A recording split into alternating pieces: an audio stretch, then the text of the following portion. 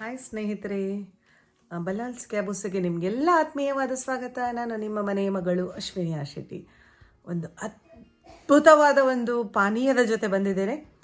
So ಅದು ಏನು ಪಾನೀಯ, ಯಾವ ಥರ ವರ್ಕ್ ಮಾಡ್ತದೆ ಎಲ್ಲವನ್ನು ನಾನು ನಿಮಗೆ ಈ ವಿಡಿಯೋದಲ್ಲಿ ಹೇಳ್ತಾ ಇದ್ದೇನೆ. ಸೊ ಸ್ಕಿಪ್ ಮಾಡದೆ ನೋಡಿ, ಇದರ ಬೆನಿಫಿಟನ್ನು ನೀವು ಖಂಡಿತವಾಗಿಯೂ ಪಡ್ಕೊಳ್ಳಿ ಅಂತ ಹೇಳ್ತಾ, ವಿಡಿಯೋ ಇಷ್ಟ ಆದರೆ ಲೈಕ್ ಕೊಟ್ಟು, ನೀವು ಮಾತ್ರ ನೋಡೋದಲ್ಲ, ಈ ವಿಷಯವನ್ನು ನಿಮ್ಮ ಫ್ರೆಂಡ್ಸ್ ಫ್ಯಾಮಿಲಿ ಜೊತೆ ಶೇರ್ ಮಾಡ್ಕೊಳ್ಳೋಕ್ಕೆ ಮಾತ್ರ ಮರಿಬೇಡಿ ಸ್ನೇಹಿತರೆ.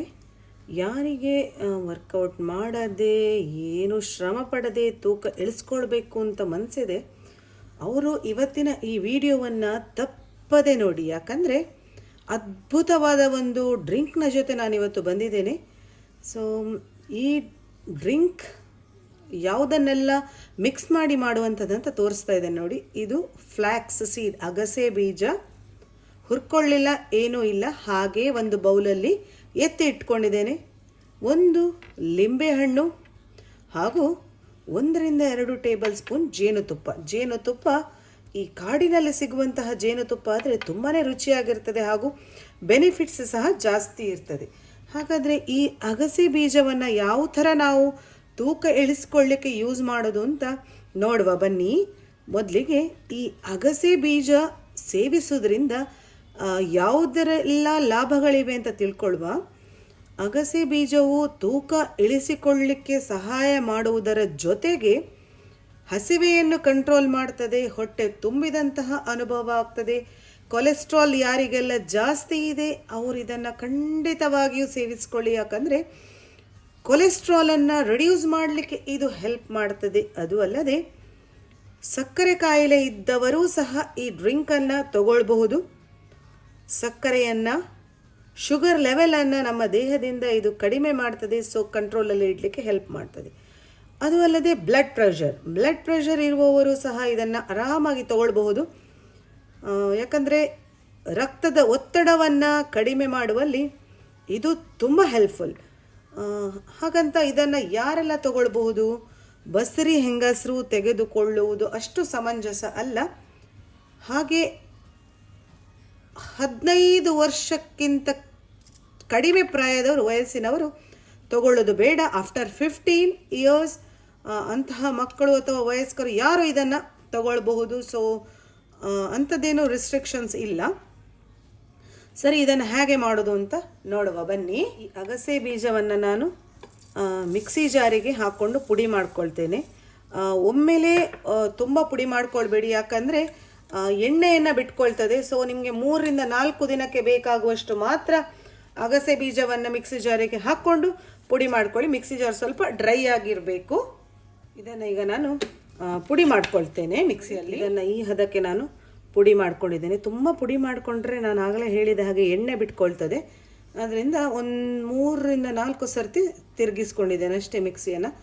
ಇದನ್ನೀಗ ನಾವು ಏರ್ಟೈಟ್ ಕಂಟೈನರಲ್ಲಿ ಹಾಕಿಟ್ರೆ 4 ದಿನ ಅಂತೂ ಖಂಡಿತವಾಗಿ ಇದನ್ನು ಸ್ಟೋರ್ ಮಾಡ್ಕೊಳ್ಬಹುದು. ಅದಕ್ಕಿಂತ ಜಾಸ್ತಿ ದಿನ ಸ್ಟೋರ್ ಮಾಡಿ ಇಟ್ಕೊಳ್ಳೋದು ಬೇಡ, ಯಾಕಂದರೆ ಎಣ್ಣೆ ಬಿಟ್ಕೊಳ್ತದೆ. ಈಗ ಇದನ್ನು ಯಾವ ಥರ ಸೇವಿಸೋದು ಅಂತ ತೋರಿಸ್ತೇನೆ ನಿಮಗೆ.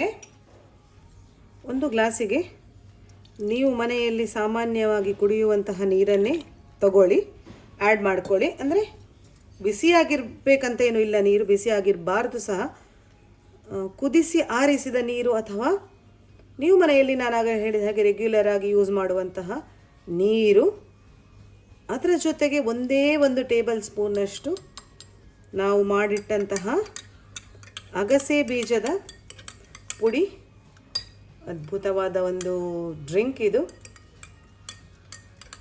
ಚೆನ್ನಾಗಿ ಮಿಕ್ಸ್ ಮಾಡಿಕೊಡಿ. ತನ್ನಷ್ಟಕ್ಕೆ ಅದು ಮಿಕ್ಸ್ ಆಗ್ತದೆ. ನಂತರ ಅದಕ್ಕೆ ಒಂದು ಅರ್ಧ ಲಿಂಬೆ ಹಣ್ಣು.